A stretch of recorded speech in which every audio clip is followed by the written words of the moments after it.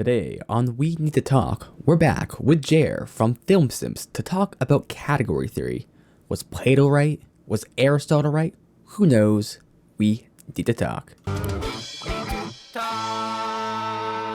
Or define something more generally, I'll give the example here of the Ship of Theseus. We kind of talked about this a while back, Peter, on an episode, but there's this idea of, let's say you take a cell in your body or like a cell and you kind of take it out, you replace it with a copy of it, and you do this for every cell in your body. Is that still you? And this was kind of given back as an example, say with the Ship of Theseus, which is, I think it was an Aristotle idea, may have been Plato, but essentially there's a ship that they had where it'd been around for forever, and they were doing these general repairs where essentially they're taking boards that were kind of rotted out, replacing them, the crew would get replaced over time, and essentially the ship has been rebuilt technically over like a couple hundred years. Probably not saying that quite right, but essentially the ship is still called the Ship of Theseus, but it has completely different wood, completely different ship, crew. Everything is different about it. It kind of looks the same, but is that the same ship? And that's kind of the question there. What makes that thing persist over that period of time? Mm-hmm. And I've thought a lot about that since 4 years ago, 5 years ago, when I first talked about that. Yeah. I think what I've come to the conclusion of is yes, that is still the same ship. And it's because it's the idea of the ship is what gives it what it is, not the physical makeup in and of itself. Like, that ship existed when it was blueprints. That ship existed when it was a pile of materials. That ship existed in its first iteration, and it exists now in its current iteration. Because the idea of the ship, once it had its name, still persists. Persists in a metaphysical level. I would agree. Yeah. I think it's, like you said, the idea of it, and it's not like you could take the old boards and say that this is the ship. It's just a part of it, but it got replaced. Much like, you can replace parts of anything and still have that whole. Even if it's the whole thing, it was little by little. And I think that also lends itself to the ship still being the Ship of Theseus. So let's take this example. Let's say you take the ship and you take all the parts, you take them apart, and then you put them back together, but in a different way. Let's say you build a house out of them. It's made of the same exact things. Is that still the Ship of Theseus? It's the House of Theseus. Yeah. Yeah, it's a different thing now. It's not a ship anymore. Mm-hmm. And I think the ship also would have to just maintain its general shape in some ways to be like still be the Ship of Theseus. I think once you change the shape, especially from one object to another, you're modifying the spirit of the thing in a way. Mm-hmm. I guess that's kind of a question with these projects to maintain historical homes and locations. They don't want much modification to them because that kind of changes it. And there is that kind of, I don't know if you guys would agree, but I believe there's kind of like a line where obviously if you don't change it at all, it's very clearly, say, the same thing. But the more you kind of change it, the more make modifications, like maybe you add like an extra little, quarters, or you just got the insides and it looks the same from the outside. Like, the more you change it, there's a sliding line to where it becomes not the same thing. And I think that's something that people kind of recognize with the historical homes and kind of locations. Yeah. But where that actual point is, where it stops becoming that thing and becomes another thing, is, for me, that's really hard to draw that line there. I mean, everything's living in that sense. Like, anything that is like a concept in and of itself is a living thing, that it can change what it looks like as time progresses on. And I don't think that's it tearing down, but rather it being added to, that the definition of this thing is now what it was and what it is, and eventually what it will be added in as well. But it's kind of a living thing in that way. that you add an addition onto a house. It's still that same house, but with another thing. And if you tear down the ship to build a house, it's not the ship anymore because the idea of the ship is gone, but the tearing down of the ship becomes a part of the idea of the ship. And maybe you could even build it again with different parts if you have the same spirit behind it. I think that was a good word that you used there, Jere. Yeah. Now, let's say you built an exact copy of that ship, but you use different parts, and its original still exists. Is that the Ship of Theseus? Theseus 2. Yeah. The sequel to Theseus. I think the name of it would have to be up to Theseus, or whoever is running the estate of Theseus at that point. Because first off, if you have two ships of Theseus, it's going to be a very confusing fleet. Second, I think that's that's up to the creator or the person who's using it the most or referring to it in that moment. What is like the ship of Theseus? Quotation marks. Right. What would be the measuring factor there? Like, if you couldn't tell the two apart, like, how could you know which one was which? Slap a sticker on one. Yeah, look on the underside. That's where the barcode is. There's a little bit of that idea actually in kind of physics a little bit, because a big idea in physics is, like, say, fundamental particles are identical. Like, they have different properties to them, but those properties can change. And one electron has no difference from any other electron. Same with protons and so on and so forth. So kind of the claim there is that there is a similarity between things, and therefore you can't tell any two apart necessarily, except from, say, the gradual change of measurements they can make. Like, if they see, like, a particle with these same measurements kind of being found here and then over here, you can assert that they're the same particle, or that whatever that conservation is happening, it's being transferred from here to over there. So we assume it's the same particle, but it may or may not be because they're all self-similar.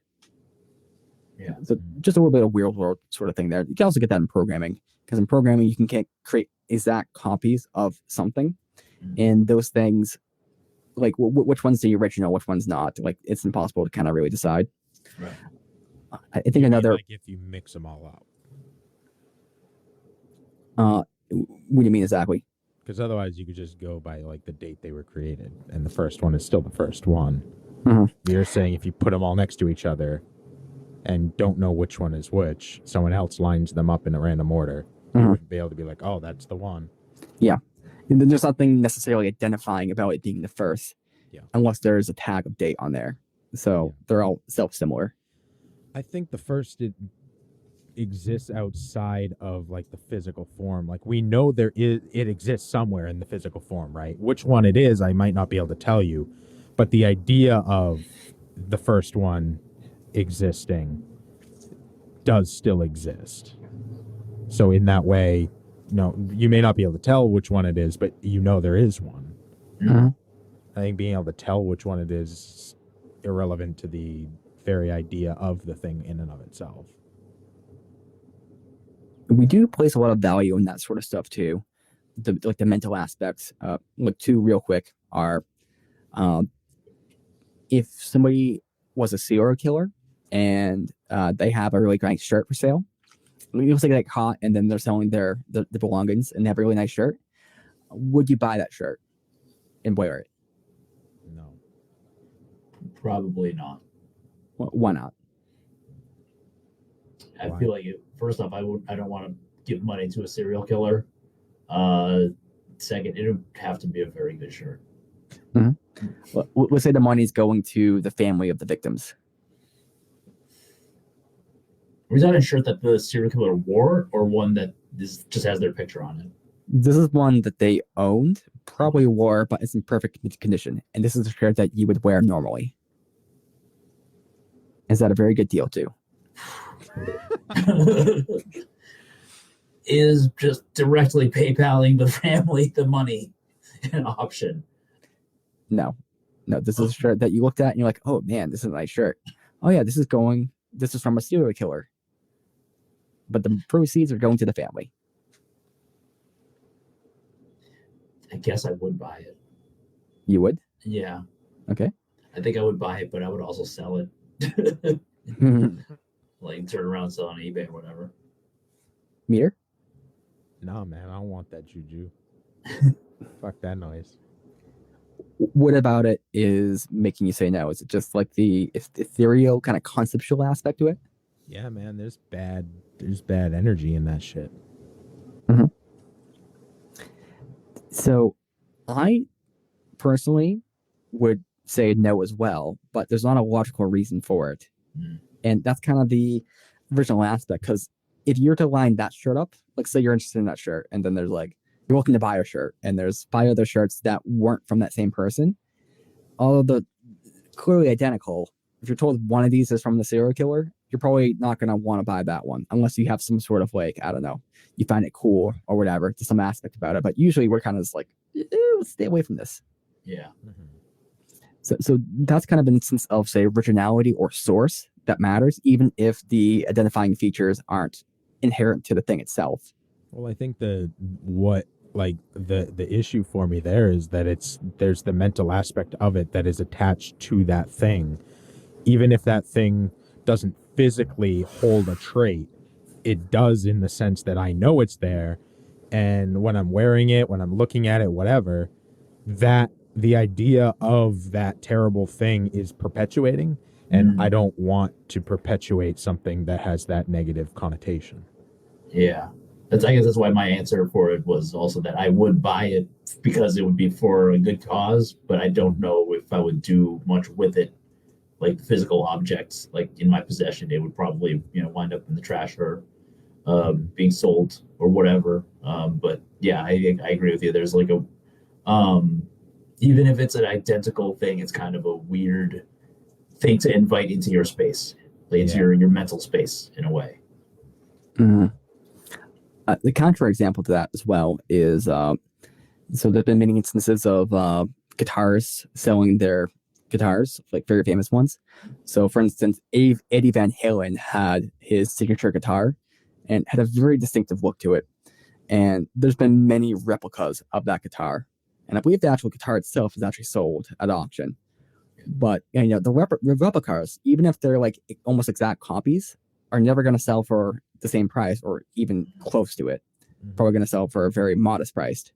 But the replica, like the exact copy, that one has that additional sort of like heightened sense of value to it, and people are far more likely to purchase it. And I think in a similar way, where that shirt has that negative associated value, this guitar, although it's identical, say hypothetically to the other ones, has this associated sort of higher value to it.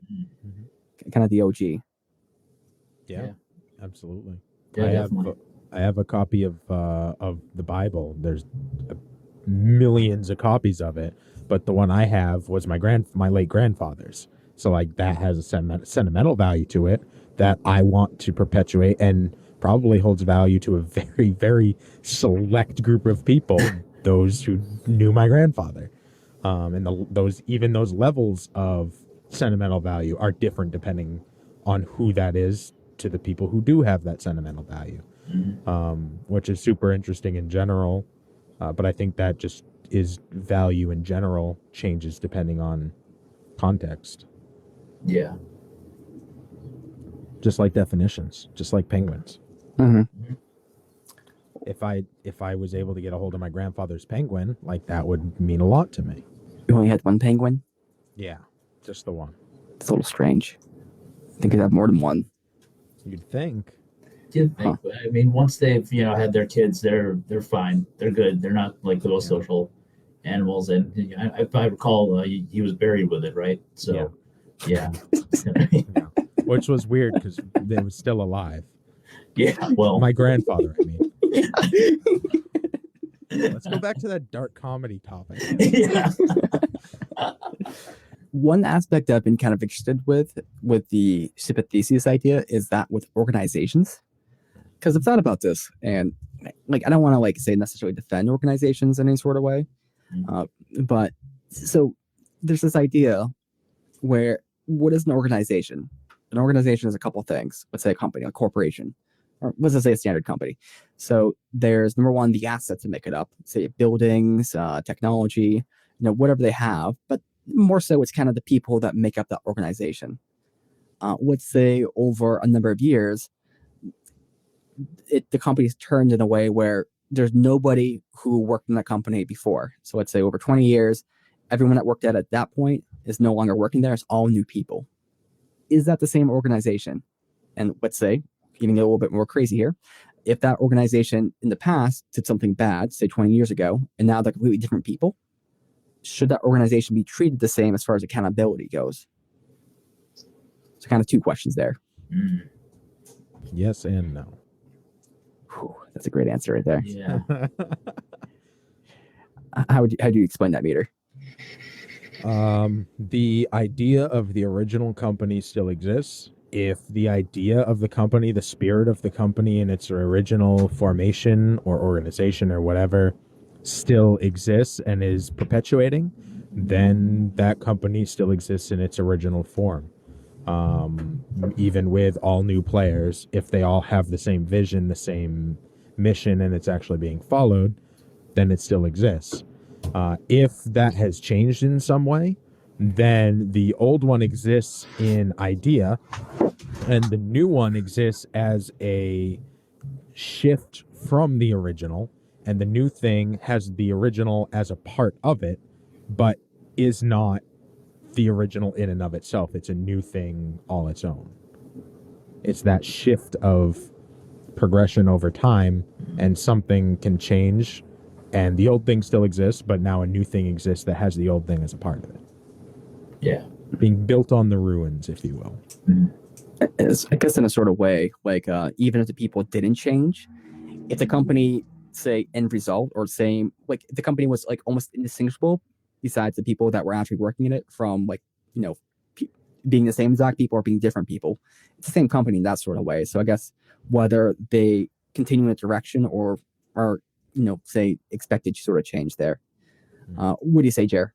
Yeah, I agree that the company still exists, even if the people change. The goal is likely still the same. They're probably still doing kind of the same thing, even if it's evolved a little bit. It's kind of like the Ship of Theseaus. It's like branding, really. I think it's the determination of the people who are using it, I guess would be the best way to put it. Because it's the people within the company who determine what the company is and what it's called, so that people outside can identify where they are or where they're working or whatever. So yeah, I would say it still exists. It could change, evolve drastically, but it's also still maybe it's more elastic than the ship for sure. But it's definitely still the company, because they're still presumably working at the same goal in the same industry. There would be no real reason to change from what they quote unquote are. Yeah, I think where the question gets a little confusing sometimes is companies will often change their name as a way of avoiding, say, accountability. Right. Or maybe they're making that change to internally too. Maybe they're completely changing how they'll do things and everything. But I've seen a lot of instances where a company will have a really bad reputation and then they'll change their name, and maybe they're trying to get better in these different ways. So maybe there's some aspect there and they're trying to dissociate to that. But it's kind of like, I don't know, maybe I have a terrible past, done some terrible things. So what I do is I change my name. And now people don't associate my name with all those terrible things. It's kind of like almost like a fake sort of thing. It's almost like calling the Ship of Theseaus a Ship of Greg and just going with it. Yeah. And so we have those. It sounds like we're very comfortable with loose kind of generalizations or categorizations. But I guess the question is, how loose can you get? And Meter, you seem to be arguing that you can get very loose so long as communication can be guaranteed, or maybe not guaranteed, but as long as it's communicable. That's my argument, is that the entirety of language is designed for communication of concepts. And as long as both people could be speaking completely different languages. They could be speaking their own unique language. They could be not speaking at all. As long as the ideas are being communicated effectively, the definitions don't matter. Uh-huh. If we decide to call rocks chairs, it may confuse the fuck out of Jere when we bring him over our house, but we understand what we're talking about, and eventually you will too when you become a part of our house. Yeah, I can swing with that. It's yeah, as long as the idea is clear and the idea is being represented, then you can call it, or it can, it's internal makeup can be whatever, as long as it's still true to whatever it is you're trying to communicate. I guess would be the best way to put it. If you're trying to communicate a ship and it's the wood's different, but it's still the Ship of Theseus, then by gum, that is the Ship of Theseus, or whatever company did a terrible thing and is still hiring new people to replace the terrible ones. And there's a concept. I do a lot of phone work, and I've gone through a lot of different trainings. And there's one concept of when you're talking to somebody, let's say you're in the roofing industry, and I'm on the phone talking to a customer, and they're like, that thing at the top of the roof, or they call a piece of what I might call like trim, they call soffit or whatever. The concept is that my job is to understand what they're talking about and then to use their terminology to not confuse them so that we make sure we're on the same page, versus me correcting them and trying to be like, well, this is an industry term. Like, the term doesn't matter. What matters is that we're on the same page and we're talking together, and it's easier for somebody who knows the higher level terms to talk on a layman term than the other way around. Than to me to try and be like, well, technically that's called an upper fascia board. It's like, who fucking cares what it's called? I know what you're talking about. Let's move forward. We'll call it a soffit. Even though it's definitely not a soffit. Yeah. Mm-hmm. Now, that's context specific, though, I would assume, because when you're facing the customer, it's one thing. But if you're talking to, say, some of the people doing the construction work, you probably wouldn't be so general with the words, and they're a little bit off with what they're saying. You'd probably correct them because you wouldn't ensure that you're talking about the same exact thing. There's that level of specificity there. Am I wrong? No, I mean, you're probably right. Mm-hmm. I think it would depend on a lot of context, but yeah, I think in a general sense, there is a level where at some point you do need to know the right words for things to make sure that when you're talking in a broader sense or in the future about the same thing, we're all on the same page and we're not calling something different. And I think beyond that, even the idea that if we start talking with other people in the industry, the electrician wants to talk to the plumber who wants to talk to the builder, all of them need to be using the same words. So if there's one set thing that's already in place, rather than changing everybody's definition, just change the one person who has a different definition. In a one-on-one, it's a little easier to accept differences than in a grander sense. It's kind of the path of least resistance in that sense. Yeah. I definitely feel a lot of frustration communicating with people in instances where I call something the wrong thing, maybe, and then they start going crazy correcting me on it. Mm-hmm. Two examples. One example, this is actually back in college when we went to Walmart that one time, Steve. Yeah. I was looking for a soldering iron, and so went to Walmart and couldn't find it anywhere. So I asked somebody, and I said, hey, you know where the soldering gun is? And the guy would ask me for over a minute, soldering gun, what are you talking about? Soldering gun. And then he's like, oh, soldering iron. Why didn't you say that? Oh, wow. Why do you call it a soldering gun? It doesn't look like it. And just started going. And now, number one, he was stupid because it's often referred to as a soldering gun. So there's that. So he just wasn't aware of that use of it. But even then, he could have figured it out eventually.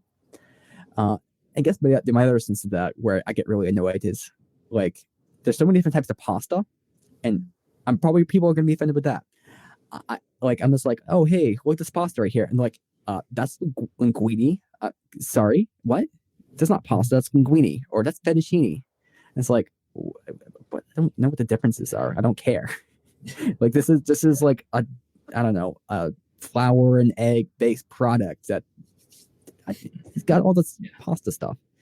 So people get really correcty with that, or certain types of spices and stuff like that. So that is really frustrating in conversation. I think it can slow the conversation down. People just don't accept, say, some of the generalities to it. Mm-hmm. No, for sure. But that's something I usually try and bring to a conversation, is as long as we're talking about the same thing. And there are instances where people are like, it's clear they want the right word, and they'll be like, you know, that thing, and they call it something, and they're like, I know that's not right. And then I'll be like, well, I mean, technically it's this, but yeah, no, I get where you're going. Let's move the conversation forward. Mm-hmm. And I think that's totally fine to call something different, as long as you understand what you're talking about. Yeah. I think one of the things about context is that you can always add more. Like if you're calling something pasta and someone's like confused by what you mean, and you can like, well, it's the one that's twisty a little bit or whatever. Oh, rotini or whatever. You can like always add more information to make what you're communicating clearer. Which just in a functional sense. I think sometimes generality is important as a part of communicating, because you can be too specific. If you say rotini, I may be like, what kind of drink is that? I don't mix one up. I'll try it. Yeah. But if you say pasta, like, I'm going to know what that means. So one context and knowing the audience you're speaking to is super important to be able to either be hyper specific because you're talking to an expert, or pull it back and be super general because you're talking to somebody who doesn't know about that type of thing. And both are fine as long as both parties are on the same page at the end of the day. You can always specify or unspecify if necessary. Yeah. Mm-hmm. Are there any instances, Jere, of communication kind of like that that's kind of driving you a little bit crazy, like where people get overly specific with things? Specificity, no, but sometimes with my like day job, like our customers will have one word for some aspect of the software that we deliver, and internally we call it something else. Mm-hmm. And just trying to figure out like, oh, okay, for whatever reason we told all the customers that X is called Y, we call it Z. That's weird, but sure, I can, once I know the information, I can meet them halfway and communicate better. But yes, it can be frustrating when people don't agree on the name for a concept. Mm-hmm. It's in certain kind of realms, it's very important to have like a similar terminology, like the legal realm. When I was in banking, it was you want to make sure you're using the right words, because like, for instance, when you are kind of selling someone on a credit card, you'd have to talk about, say, APR and API. It's API or whatever. But anyways, so APR and APY. That's right. APR and so anyway, so there's a big difference between those two, and people might say, oh, so it's like this, and you'd have to correct them and be like, no, it's not like this, it's like this. Oh, so it's like this. No, because selling them on the legal disclosure aspect is very, very important. And if they have just like one or two words that are slightly incorrect, you could be selling them a product that they're under the misimpression of. Mm-hmm. So in those kind of instances, especially in any sort of contractual sense, you have to be very specific, just because if there is any clarity there or miscommunication that could occur, like that could end up with you losing a lawsuit to them. Right. Yeah. So I think we've determined that penguins aren't birds, and that they're actually a type of tortoise. I don't know how we came to that decision. We never talked about tortoises. Oh, we didn't? No, I thought the penguins were chairs.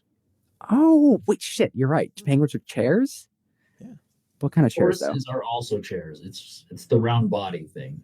Yeah. Okay. They're floating chairs. Yeah. So are penguins tortoises then? No.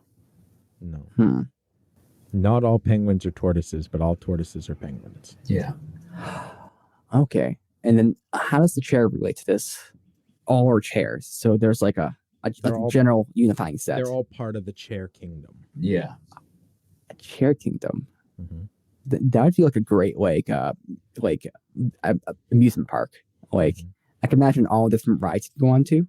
Yeah. It would be great. Like Well, this is By the way, everyone, this is spoilers for Game of Thrones. It ends up it's a penguin. The whole yeah. time. It was a penguin all along. it was a penguin hole. That's why people were so disappointed at the They were ending. really mad. There was a lot of correcting because part of it was that some people think that some tortoises are love seats, but no, penguins are couches, and it's a lot of finagling about what is what. Okay, I'm just gonna have to speak up on behalf of penguins here. Penguins are not couches. They're far more than that. Yeah, I agree with you. I'm on board with you. Just like some of these Reddit nerds, fucking Reddit, just Yeah, you know. Reddit. Now, Reddit. Oh, actually, one last topic here because I think we're about the end of this one. So Reddit is an interesting kind of idea of the Ship of Theseaus as well. Kind of what makes something something. Because obviously with Reddit, there's kind of the general organization that kind of creates the website, maintains it, they provide some sort of mod sort of to it. So there's like high level mods and kind of can kick certain subs out of existence. And there's a community there aspect, but there's kind of like a high, like a multi-tier sort of like a thing of what Reddit is. But it's like I gotta say, like out of like if ever reading a post somewhere, I can tell if it comes from Reddit, if it comes from say TikTok. I mean, TikTok's pretty obvious; they always have to water stamp there. But something based off like Reddit versus Facebook versus like other sites as well. Like they have that kind of almost community dialogue that's kind of unique to those sites. Yeah, and I think there's that kind of weirder, larger definition of what makes Reddit Reddit or Tumblr Tumblr still exists. It does. Yeah. It's owned by Yahoo. Oh, wow. And I'm not sure if that's an aspect you guys agree with necessarily, but like each site has its own community, and that community I think defines the site in itself. If YouTube's another instance as well. YouTube has its very specific community, and if you kind of formatted, say, the replies or the talking about things, like you can always tell what's different. Like Reddit's known for people making themselves smarter than they actually are, and kind of discussing things a little bit, higher level. Yeah. With YouTube, it's more about memes and kind of low level wittiness. I guess Reddit's like that too, but I feel like Reddit's a bit higher class of commentary than YouTube. Yeah, I think it's. I mean, if I were to make a distinction between the two, I think YouTube seems to encourage more short bursts of thought, whereas Reddit you can kind of stretch out and have like a long, paragraphs long like comment about something, and then have someone shoot back more paragraphs at you. And Facebook can be kind of the same way, whereas Twitter would have like a hard limit on how many characters you can use in your reply. I hate Twitter because when I read Twitter posts, they're either like very, very, so some of them really good. Some of them like super succinct and like very, I don't know. It's almost like poetry in a way. Like they're trying to fit this amount of data in this like a little bit of a space. But a lot of times it's just kind of like someone, it's just train of thought kind of shit. It's just like, it like I can't even make sense of it. It's like very poorly worded and constructed, but people love it because they're like, oh yeah, this person said this. Oh wow, this is really insightful. It's just like they're blabbing. Like I don't know, very unconstructed. But that's just I'm bashing Twitter right now. That's why you should follow us. Twitter.com/WNTT1. We have very great posts there where we point to the episodes that we're posting.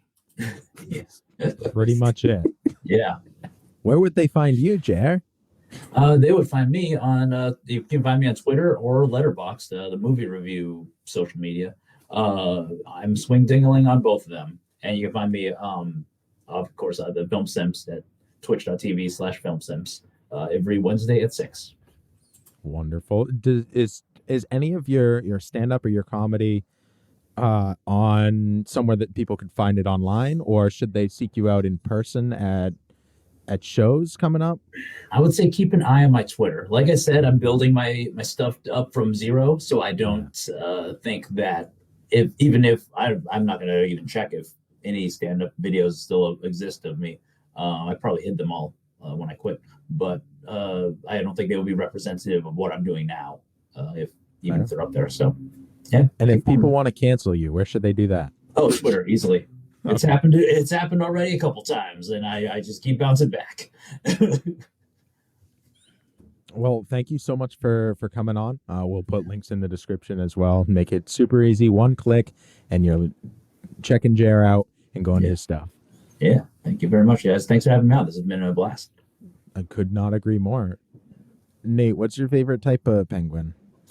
So if I was to give an example here, it'd be the kind that kind of like takes the rock and kind of rolls it around and does it for a while. And then it sits on the rock just to test out to see whether it's egg enough for it. Was that Like, Steve Austin? Like Stone Cold Steve Austin. Uh-huh. Like, psh, bow, bow, bow, bow. Yeah. Austin The 316. Rock. Yeah. Yeah. Oh, wait, The Rock? Uh-huh. Oh, I get it. Yeah. Oh, okay. Why? So why? Wait, why were you laughing if you didn't get the joke? Was that a pity laugh? Yes. 'Cause I'll take a pity laugh. I don't care. I just thought it very- was very random, and then I was like, "Oh, The Rock, I get it. He rolls the rock around." They all register the same to me. Pity. If it's a laugh, that's all that matters to me. I mean, definitely more on the pity side, but okay. So continue on. So The Rock was in that one movie that we saw, and then Stone Cold Steve Austin was. Was The Rock in that movie with the penguins? Was that like the March of the Penguins? No, Game of Thrones. Game of Thrones. Oh. I don't think he was. I do think The Rock was in that one movie about The Rock. Is this a porn, Nate? It could be. Nate? I mean, some porns have rock hard dicks, so there's that. Jesus Yes. Christ, Nathan. We need to talk. But not all rock hard dicks are important. That's